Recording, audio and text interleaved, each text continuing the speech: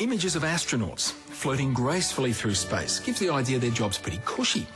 But the reality is, a spacewalk is no cakewalk. Conventional spacesuits are uncomfortable and can even cause serious injury. Jonica Newby travels to MIT in Boston to check out new technology designed to fix the problem and tries on the latest in spacesuit fashion.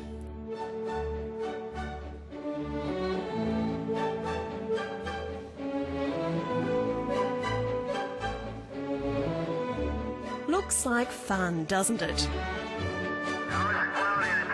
But it's a good thing in space no one can hear you scream, because did you know spacesuits can do this? We've had numerous astronauts who, after extensive work inside space gloves, their fingernails have actually turned black and fallen off. It's what astronauts don't tell you. Spacesuits are unwieldy, exhausting, and they can make your fingernails fall out. Really, how will we ever be proper space explorers with outfits like these?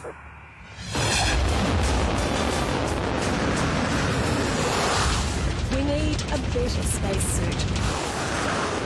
And down on Earth, at Boston's legendary MIT, is a young man who thinks he's got the right stuff to build one. Australian engineer James Waldie.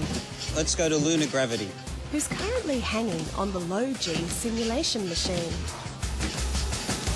So, James, I've always wanted to know, what would really happen if you didn't have a spacesuit? I mean, did the movies get it right? No, the movies don't have it right. What happens simply is that all the oxygen is sucked out of your blood at the lung interface, and it takes about 10 to 15 seconds for that blood to reach up to your brain. And the last thing you would experience before going unconscious is your saliva boiling off your tongue. How come? Well, the saliva doesn't exist in that liquid state at that pressure level, so it ends up boiling off to a gas. What a lovely last thought as you die in space. What am I saliva doing? Our bodies evolved under pressure. In the vacuum of space, all the pressure inside us wants to flow out. To solve this problem, many years ago NASA designed a suit that would simply carry Earth's atmosphere around with us. The trouble is, well, let's show you. As you can see, NASA has very kindly lent us one of these real spacesuit gloves, so I can actually experience what it feels like to wear one of these in space. So what we're doing is evacuating 30% of an atmosphere of pressure out of this chamber here. Okay, all fine so far. Oh, gosh, it's starting to stiffen up. That's a lot of pressure. Gosh, I can barely move my fingers now. Which seems to amuse James Waldie's boss, former astronaut Jeffrey Hoffman. Getting tired already? I am getting tired already. Come on. I don't know how you managed this.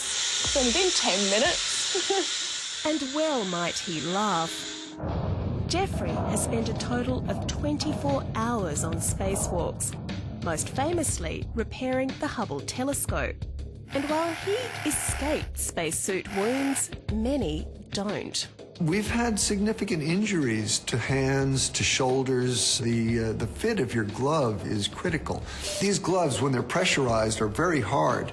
Imagine if the crotch between your fingers, if that crotch is too long and actually pushes down between your fingers, it's like having a knife cutting into your hand.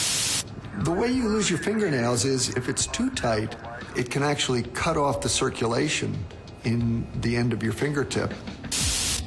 Hardly the science fiction dream. What we really need is something out of Star Trek.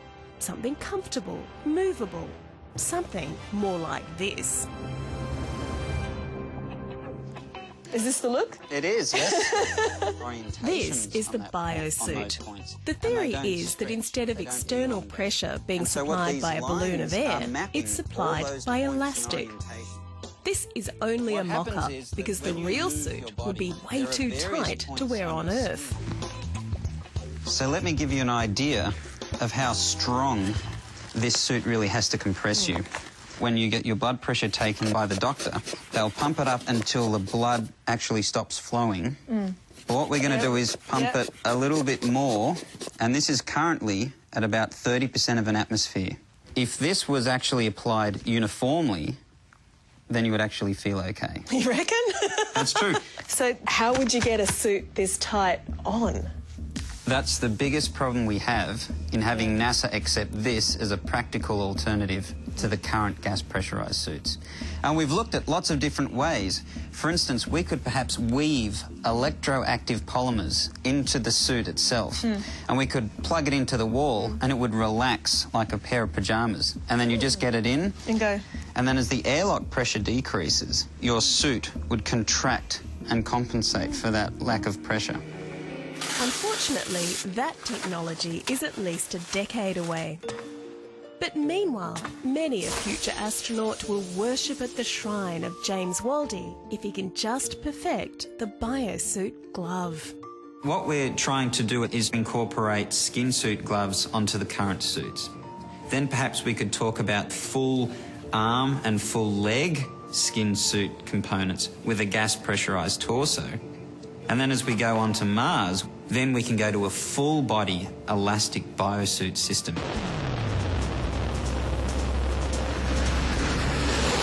They may not have reached the dream of lycra-clad space aerobics yet, but work on the biosuit gave James another idea, even more exciting to NASA.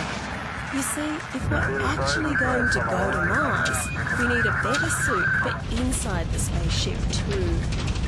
There's all sorts of changes that occur to the human body when you're in the weightless environment of space. For a start, I grow 5 centimeters, about 2 inches. The whole body unloads. But without that constant pressure, your bones lose calcium. For a Mars mission, it would take about 2.5 years. So you would come back with the hip bones of a 90-year-old. One solution is a centrifuge, but it's a bit big for a spaceship. I'm very pleased I didn't throw up. So James added brainwave. Could use the same principles as the biosuit to load pressure downward. So it's comfortable, but what it feels like is that the shoes are kind of being pulled up into me. Meanwhile, my shoulders are being pulled down. That's right. The suit mimics the forces that act on our body through gravity, cleverly increasing stretch to apply a little force on the shoulders, more on the hips, most on the feet.